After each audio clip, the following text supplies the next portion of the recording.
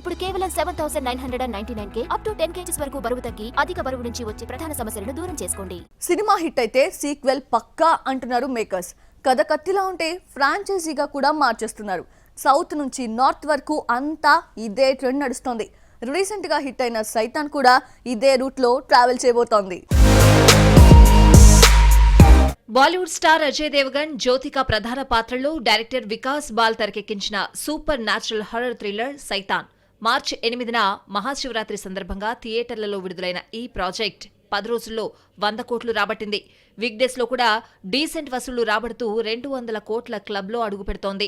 Villain పాత్రలో నటించిన మాధవన్ నటనకు విమర్శకుల ప్రశంసలు దక్కుతున్నాయి. కొన్ని ఏరియాల్లో ఫైటర్ క్రియేట్ చేసిన రికార్డ్స్ ని ఈ మూవీ క్రాస్ చేసింది. సైతాన్ సినిమా భారీ విజయం సాధించడంతో ఈ ప్రాజెక్ట్ ని ఫ్రాంచైజీగా మార్చే ఆలోచనలో బిజీ అయ్యాడట వికాస్ బాల్.